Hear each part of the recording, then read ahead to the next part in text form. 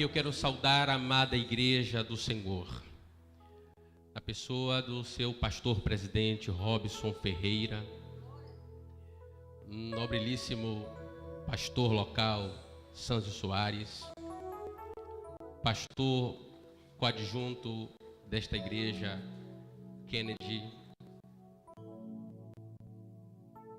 Deus se digne de continuar abençoando, prosperando e fazendo crescer este ministério para a glória dele. Queridos amigos internautas, eu também os saúdo com a paz do Senhor Jesus. Que a sua vida, que a vossa vida, querido irmão, no dia de hoje possa ter um divisor de águas com relação... Deus te abençoe, meu querido, muito obrigado. Com relação ao conceito do que é missões. Eu venho aqui nesta noite com propriedade, com uma ou alguma experiência dada por Deus, por graça e por misericórdia. Compartilhar um pouco com a igreja acerca daquilo que Deus tem realizado na minha vida e pela minha vida. Deus é Deus que faz. Deus, ele faz sem mim e sem você. Mas Deus gosta de trabalhar comigo e contigo. E o privilégio é nosso de sermos usados por Deus como instrumento nas mãos dele. Irmãos, e eu tenho aprendido a conviver e a conhecer de perto o nosso Deus, e tenho derrubado alguns conceitos velhos, antigos, mesquinhos, egoístas de ser cristão. Na medida em que vamos mergulhando na vontade de Deus, vamos percebendo e descobrindo que nós não somos nada, somos pó e cinza. Ele é que é tudo, ele é que faz tudo, ele é o poderoso, por ele são todas as coisas. Aleluia. Mas antes de lermos o texto através do qual eu gostaria de embasar a minha vida missionária, eu gostaria de que a igreja se conscientizasse de uma grande verdade que eu descobri. A primeira grande missão de um missionário, a primeira grande obra que o missionário vê é na sua própria vida. O primeiro grande milagre que um missionário ele vislumbra é o poder de Deus, da transformação de Deus através do evangelho na vida do missionário. Sabe por quê? Porque nós não podemos pregar o que não vivemos. Paulo passou por essa metamorfose. O apóstolo Paulo passou por essa transformação. Quem era Paulo? A ponto de Ananias dizer assim: aquele ali, Jesus, é sobre aquela cabeça que eu tenho que colocar as minhas mãos? Aquele um ali? Aí Jesus disse: é aquele mesmo. Porque para mim é um vaso escolhido. Quantos vasos escolhidos tem aqui? Abram suas Bíblias comigo, por favor. No livro de Romanos, no capítulo 10, Vamos ler os versículos missionários, que muito toca a minha alma. E aprove ao Espírito Santo de Deus conduzir todas as palavras que saiam da minha boca para a edificação da igreja. Aleluia.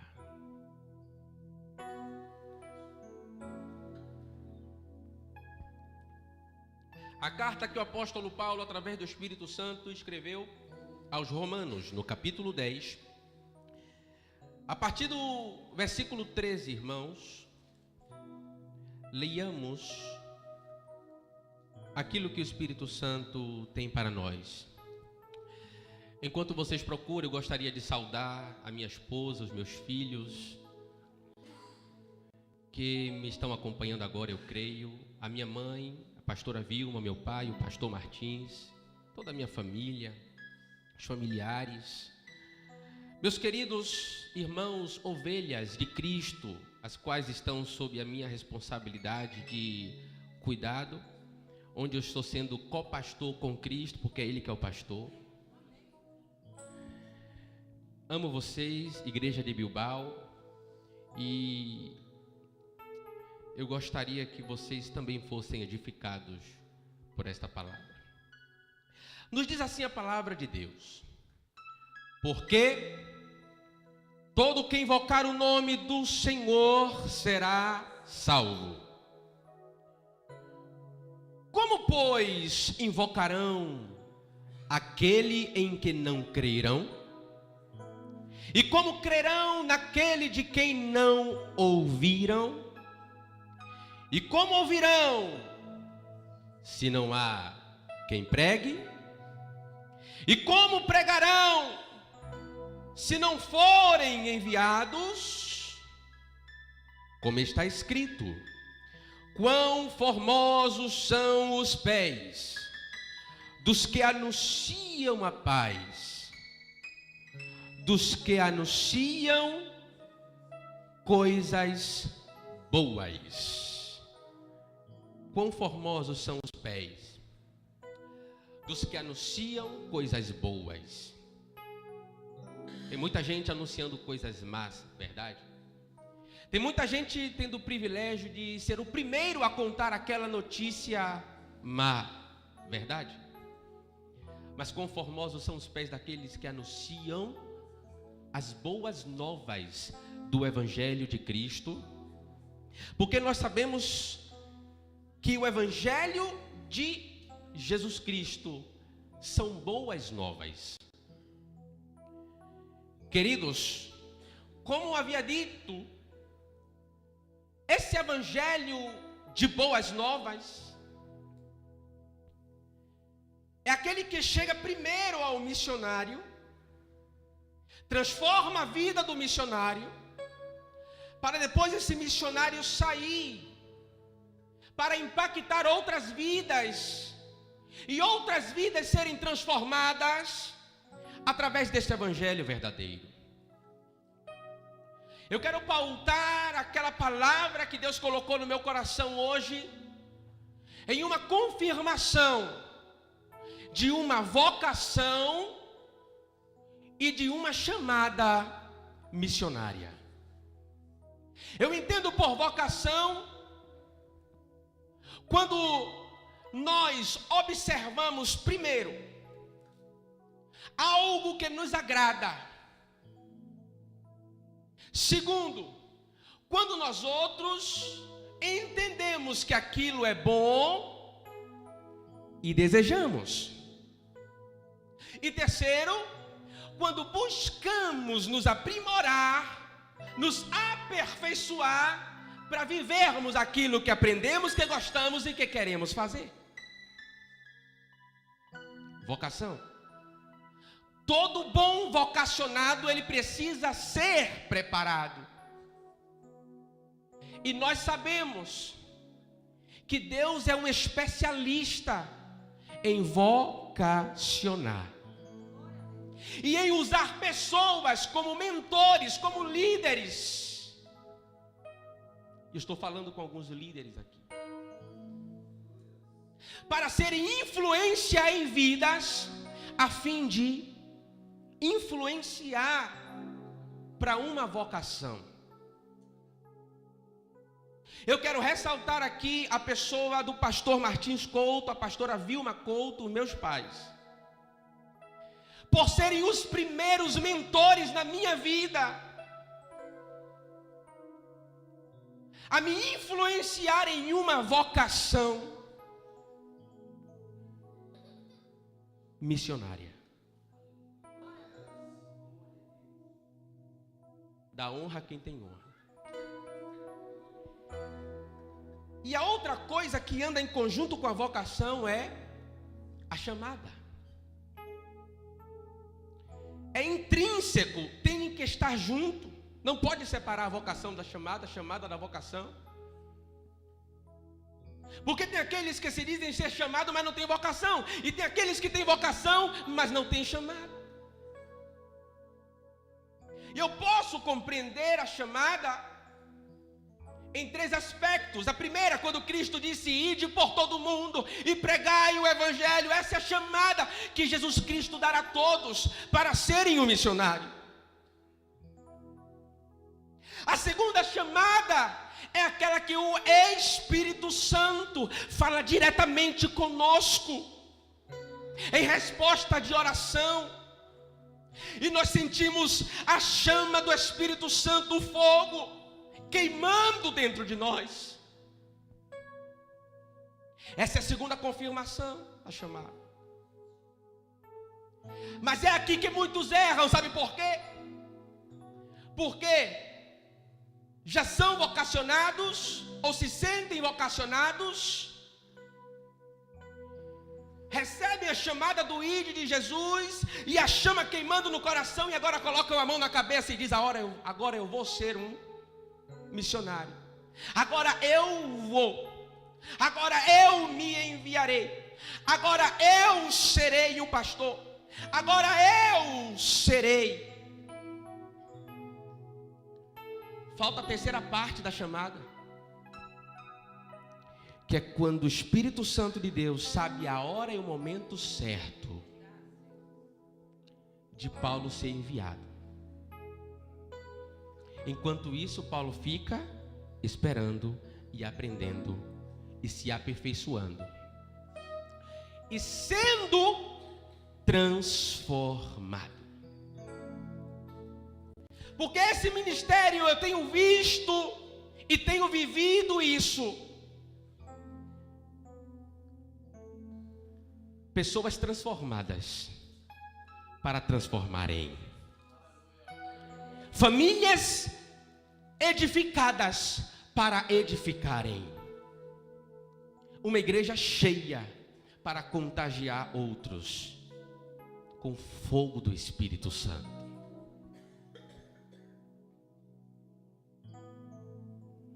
E quando eu compreendo vocação e chamada e me sinto preparado, no tempo de Deus, Deus usa alguém e diz assim: meu filho, vai, porque tem um povo que necessita de Deus, e o Espírito Santo que falou contigo confirmou comigo, e agora eu quero que você vá. E o missionário, ele sai com uma bênção de Deus, enviado por um líder, enviado por uma igreja. Queridos, tudo isso passou comigo.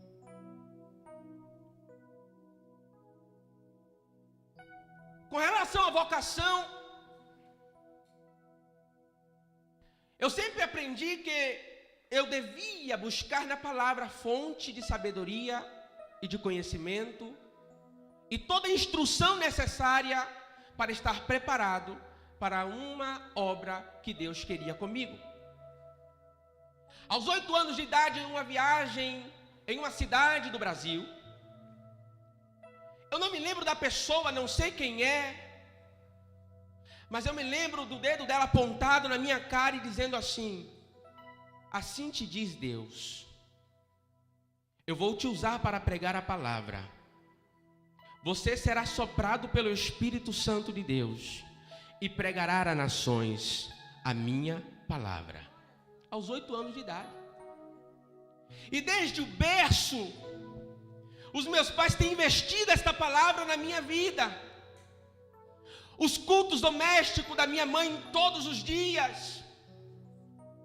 O cuidado em não permitir que a televisão me discipulasse. Mas ela, como mãe, investiu no discipulado da palavra de Deus na minha vida. E dizia: filho, ata esta palavra ao seu coração e pendura ela no seu pescoço. Esconda esta palavra no seu coração para não pecar contra Deus. E passaram-se os anos e eu cresci. Aos 16 anos, eu passei a morar alguns dias sozinhos. Porque meu pai pastoreando em uma cidade pequena, esta cidade não tinha boas condições escolares. E eu fiquei estudando com os meus irmãos. E foi muita coragem do meu pai e da minha mãe fazer isso. Deixar que nós morássemos sós. Sabe por quê, irmão? Sabe por quê, igreja? A hora de você encher a cabeça e o coração do teu filho da palavra é quando ele ainda está dentro da tua casa, comendo na sua mesa, você colocando ele e ela para dormir. Porque chega 16 anos da vida de um filho que ele voa, e ali o mundo abraça. O temor plantado no coração e a palavra plantada no coração me livrou de muitas coisas. As propostas chegavam e meu coração tremia.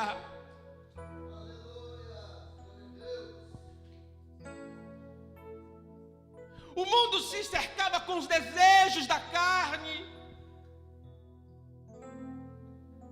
Mas o temor falava forte ao coração.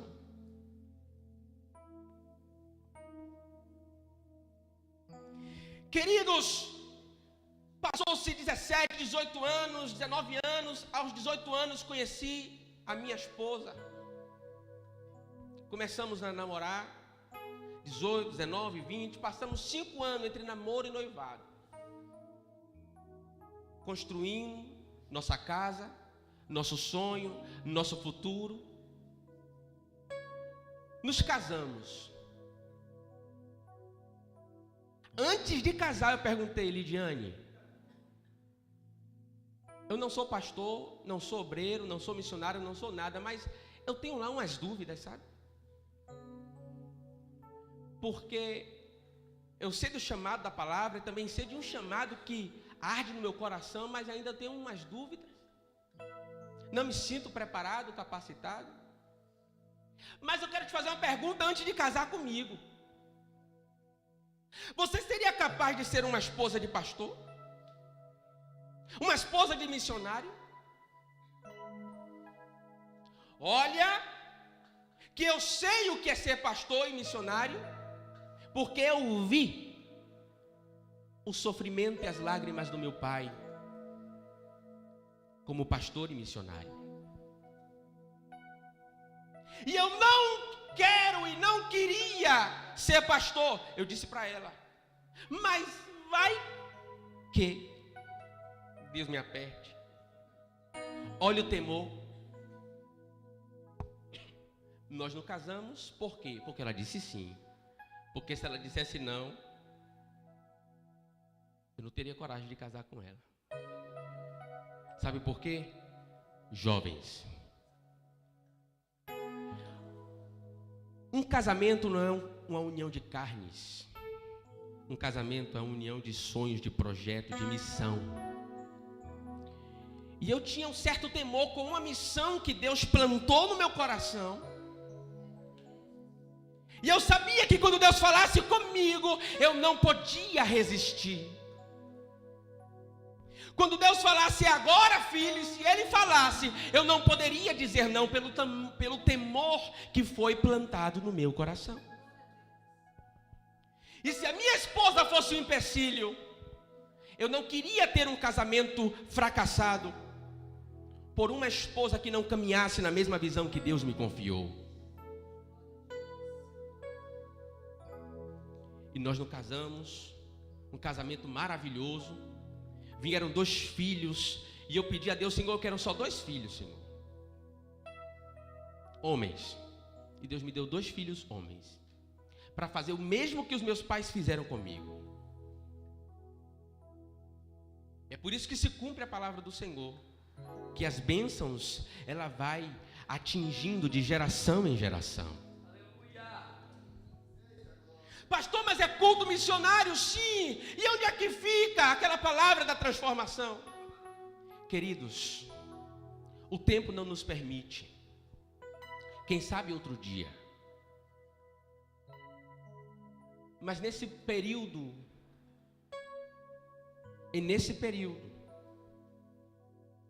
dos 16 anos, até o momento em que eu me postrei assim, quando veio aquela luz que chegou até Paulo,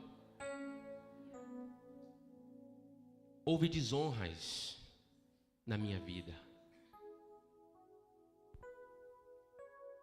Desonrei a irmãos, desonrei aos meus pais,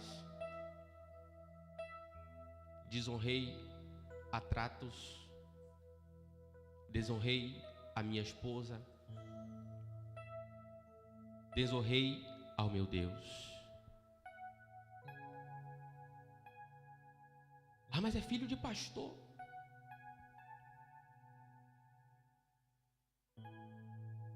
É filho de pastor. Tem que dar exemplo. E eu cresci com isso, irmãos. Vocês não sabem o que Éfeso passou na vida dele. Aprove a Deus a usar pessoas na Bahia, na província onde nós nascemos, para criar um projeto, Congresso de Filhos de Pastores. Porque eu vou falar de uma classe sofredora, incompreendida, às vezes esquecida, cobrada ao excesso, como os filhos de pastores.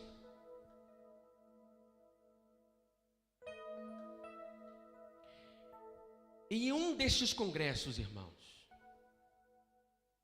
depois da família, depois dos filhos, depois de uma vida mais ou menos cristã, sabe? Filho de pastor, na igreja. Aí Deus falou comigo através de um missionário, através de um jovem missionário que pregou nesse dia. E aquela palavra foi como um martelo. Ora, o que diz a Bíblia? Que a palavra é como um martelo que esmiuça a penha. E essa pedra era o meu coração. E aí um ano teve um congresso de filhos pastores. E veio uma palavra forte. Bum. No ano seguinte teve outro congresso e outra palavra forte. A UFIMADEB, a União de Filhos de Pastores. E em um desses congressos, eu coloquei a cara no chão e disse: chega. Chega de viver uma vida mais ou menos. Chega de viver um evangelho mais ou menos. Senhor, eis-me aqui. Isaías 6. Envia-me a mim. Envia-me a mim. Queridos, eu quero reservar esses 15 minutos que me resta para uma consciência missionária. Passar esse momento de um processo de conversão, porque há duas situações na vida de uma pessoa: convencido e convertido. de reconciliação com Deus,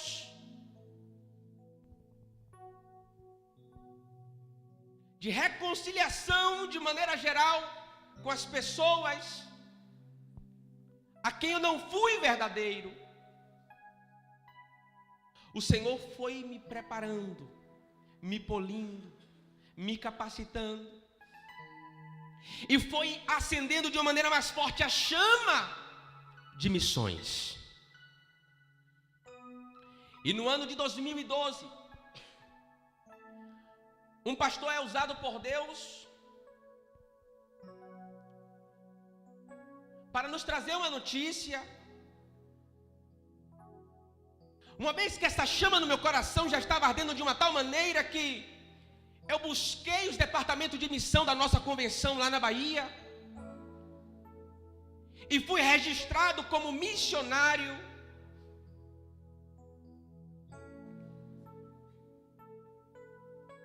O nome do órgão é CEEM, Conselho Estadual de Evangelismo e Missões. E então surgiu a proposta de uma necessidade urgente de um missionário na Espanha. E eu conhecia essa palavra. Quando Paulo, ele está ensinando a igreja a necessidade de enviar missionários. A necessidade que o missionário não vá por conta própria, sim que seja enviado. E naquele momento, houve a confirmação da chamada, quando chegou até mim este convite. Está preparado? Tem uma obra missionária para fazer na Espanha. Eu sempre observava o desejo de Paulo de ir para a Espanha, mas nunca imaginava no meu coração que um dia eu iria para a Espanha fazer missões. E a igreja se reuniu e viu que não havia uma certa condição de enviar a todos nós. A necessidade era logo, era urgente. E a igreja falou assim: enviaremos a sua família, mas agora, se você precisa ir agora, se o campo lá precisa que você vá agora, você tem que orar para Deus mandar uma providência. E eu fui orar. Senhor, confirma, Senhor. A primeira confirmação que Deus deu foi no coração da minha esposa. Quando eu comentei, participei para ela, e ela disse: eu vou orar. E quando ela orou, Deus falou com ela, ela disse: eu estou preparada, vamos. E nós viemos para a Espanha, e eu primeiro pisei no solo espanhol em março de 2013.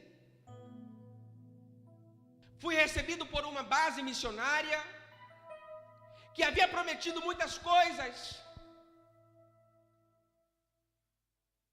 E 2 meses depois, a igreja enviou a minha família para a Espanha. E nós começamos a trabalhar em uma igreja que estava sofrendo. Por quê? Porque o pastor anterior tinha abandonado a igreja e tinha esfriado o coração de muitas pessoas. Por isso a urgência. E nós começamos a ir na casa das pessoas que estavam amarguradas, que estavam desviadas. Começamos a evangelizar. O primeiro desafio foi esse, foi de alcançar essas pessoas com corações feridos. O segundo desafio era que o local custava um valor absurdo de um aluguel, e com poucas pessoas não tinha condição de se pagar o local. E nós colocamos o joelho no chão, colocamos os poucos que tinha para orar, começamos a pregar, começamos a evangelizar. Deus começou a trabalhar, a igreja começou a encher. Com 6 meses, de uns 10 crentes que tinha, já tinha aproximadamente uns 35 crentes fiéis, e a igreja conseguia manter o aluguel, e as pessoas estavam se reanimando, e a glória de Deus estava caindo naquele lugar. E eu começava a me alegrar e dizer: Senhor, eu estou gostando desse negócio. Que maravilha! Até o momento em que o responsável pela base missionária nos chamou e disse assim: olha, eu estou precisando de você. Eu falei: pois não, estou à disposição de Deus. Olha, essa igreja encheu, está caminhando, muito bem. Agora eu preciso de vocês em um outro bairro, em um lugar que nós acabamos de alugar. O aluguel custa 800 euros. E agora você precisa ir para lá. Aí eu perguntei: quantos crentes tem lá? Não tem ninguém.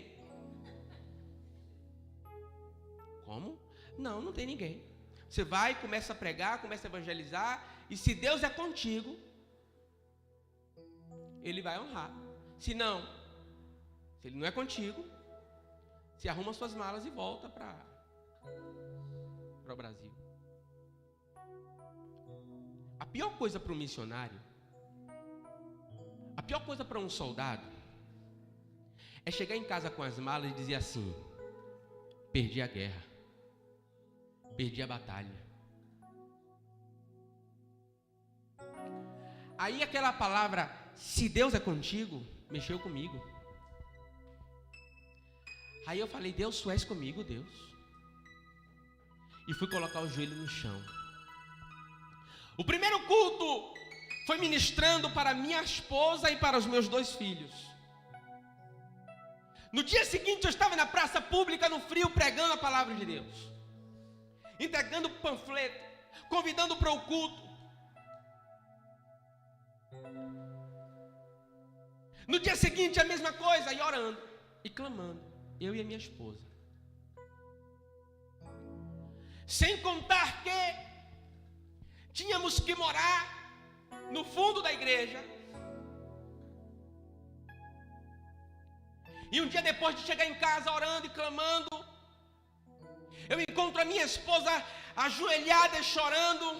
Eu disse: glória a Deus, a minha esposa está sendo revestida de poder. Mas eu perguntei, quando ela terminou de orar, sentou na cama chorando, falei: filha, conta-me o que é que Deus disse com você aí. Aí ela chorando disse: não dá mais. Olha, é o quê? Deus disse que não dá mais. Ela: não. Eu é que não consigo mais. A gente deixou o trabalho, ela deixou seu emprego. Eu era funcionário público do governo do estado da Bahia. Tínhamos a nossa família, os nossos familiares, mãe, pai, sogro, sogra, uma família muito unida. Deixamos tudo isso para trás e antes de embarcar no avião para a Espanha, eu fiz uma oração a Deus: Senhor, eu sei que és tu que me está enviando. Eu sei que tu me estás enviando a mim e a minha família. E está usando homens para me enviar, para se cumprir a sua palavra. E eu creio que quem me vai sustentar és tu, ó Deus. Ser comigo, Senhor. E nesta hora, quando minha esposa está chorando, eu pergunto a ela: o que foi, filha, que você está chorando? Não aguenta mais? Como assim? Eu não lhe falei que orei, que Deus confirmou no meu coração que Ele ia cuidar de nós, ia sustentar em tudo. Ela disse: tá bom, meu filho, eu creio, mas vai lá na cozinha ver o almoço que eu fiz para a gente hoje. E quando eu cheguei na cozinha arranjada ali no fundo da igreja, quando eu vou ver o almoço com fome, depois de estar evangelizando pela manhã, quando eu piso na cozinha e acendo a luz, pula um rato de dentro da panela,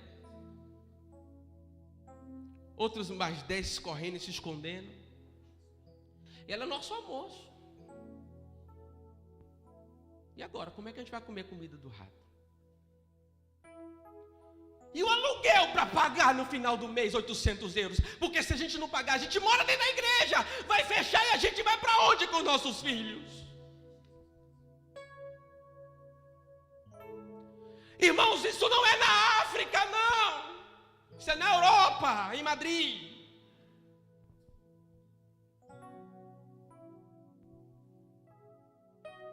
Filha, vamos orar. Vamos orar, vamos jejuar. Vamos dar glória a Deus. Eu creio naquele que enviou. Eu creio na chamada. Nós oramos, jejuamos. Chamamos os meninos para jejuar também. Ela mudou a cozinha, da cozinha para o quartinho onde morava eu, ela e os meninos. E para os meninos tudo é festa. Porque no Brasil ele falava, papai, lá no Brasil a gente morava a gente dormia no nosso quarto. Aqui é bom, né? Porque a gente dorme tudo juntinho. Eu falei, meu filho, aqui é bom.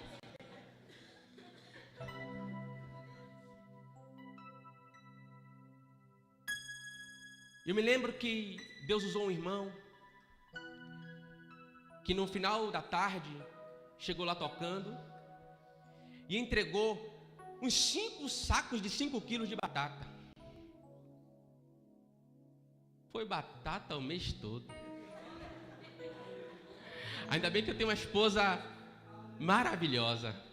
Foi batata de um jeito, batata de outro, batata daquele outro, mas foi, irmão, foi uma maravilha. Queridos, quem tem vocação e tem chamada para a missão, tem que estar preparado para calúnias, tem que estar preparado para escassez, tem que estar preparado para ingratidão, tem que estar preparado para abandono e tem que estar preparado para morrer. Como assim, pastor, para morrer? Não foi Cristo que disse? Quem quer seguir a mim, negue-se a si mesmo. E quando eu me amo tanto a ponto de não querer morrer, eu não estou preparado. Negar a mim é dizer, eu nego a minha vida, os meus desejos, os meus sonhos, os meus projetos, para viver os teus sonhos, os teus projetos, os teus ideais, os teus planos, Senhor, custe o que custar.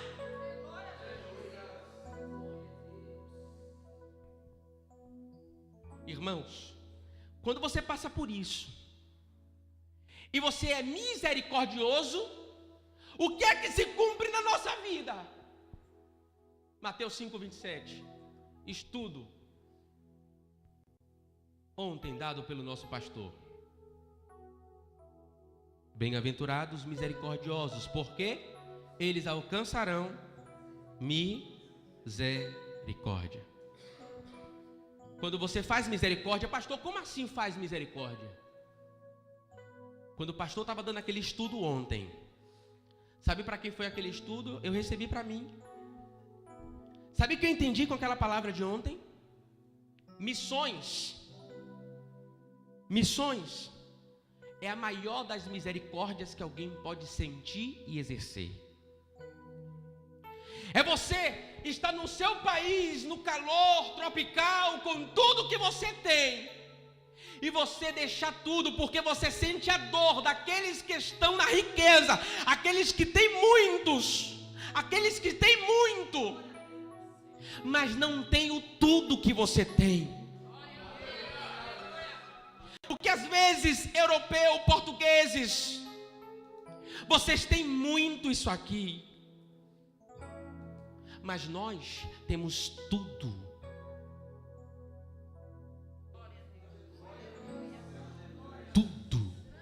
Irmãos, calúnia, escassez, ingratidão, abandono, morte, o que nos separará do amor de Cristo? O que nos separará do amor de Cristo? O que nos separará do amor de Cristo? Repita comigo assim: invocar, crer, ouvir, pregar, enviar. Sabe esses verbos que vocês acabaram de falar? Sabe por que Paulo escreve ele nessa ordem? É porque uma coisa depende da outra. Estas vidas que nós exercemos misericórdias e vimos aqui por elas, e pregamos às pessoas, e vimos Deus fazer grandes coisas na vida dessas pessoas, e eu vi Deus cuidar de mim, eu vi Deus me alimentar, eu vi Deus mandar providências para pagar o aluguel daquela igreja de 800 euros que não tinha crente, Deus mandando um crente num mês, um crente no outro mês, um crente em outro. E não me pergunte como Deus mandou a providência para pagar os aluguéis do templo. Não me pergunte como, mas eu me alimento com a minha família todos os dias, salvo os dias que eu faço jejum. Não me pergunte como, dá igual as calúnias que possam existir ou vir a ter. Não me pergunte como, eu posso até chegar em uma situação de morte por Cristo, mas eu estou em paz, estou bem, estou feliz, estou crente, estou firme na rocha e digo: o Senhor foi quem me enviou, e Ele usou pessoas para enviar. Porém, eu quero falar com a igreja agora, para entregar o microfone. Uma palavra que Deus me moveu a entregar. Tudo isso por exercer misericórdia por aquelas pessoas que necessitam de Deus, necessitam invocar a Deus. Para quê? Para ser salvo.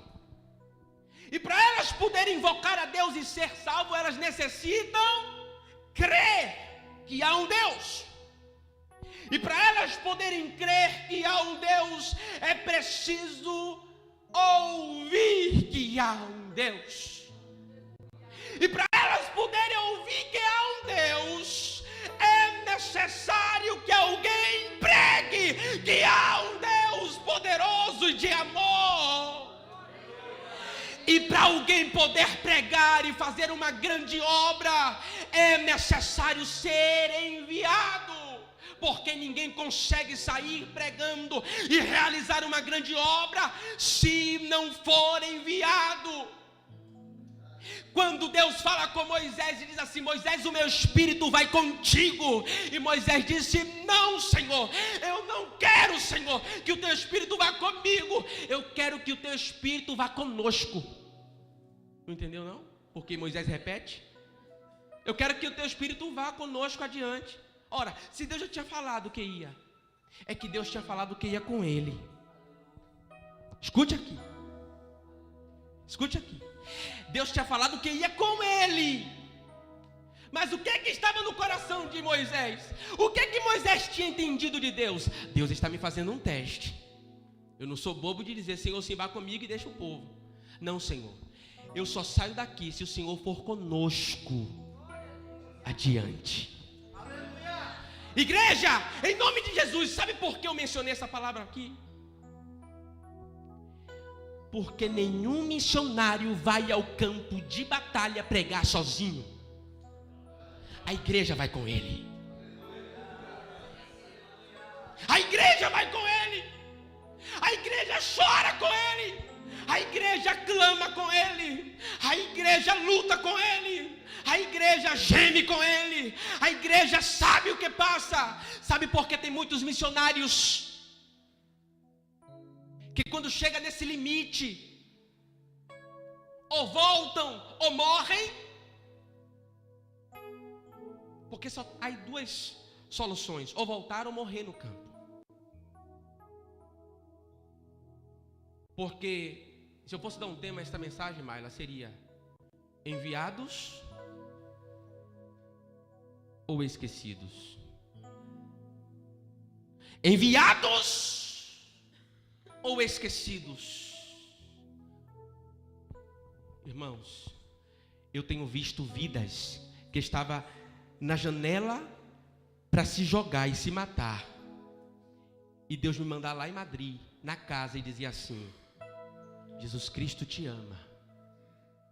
E ela se entregar a Jesus e está firme até hoje.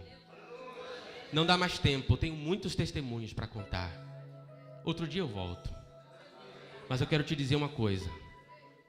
Se essa igreja tem missionários e foram enviados, vá com eles.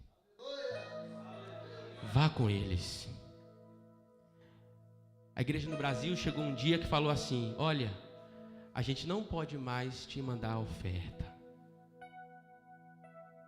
A gente não pode mais te mandar a oferta.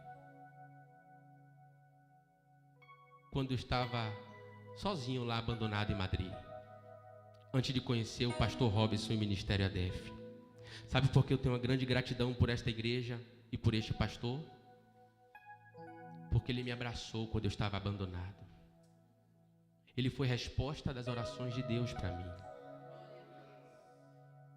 e para minha família. E sabe por que eu não voltei? Porque eu tenho uma vocação e chamada.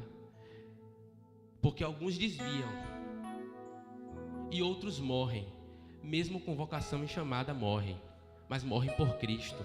Irmãos, eu estou disposto a tudo, mas eu quero exercer misericórdia, porque Deus exerceu misericórdia comigo primeiro. Muito obrigado, querido.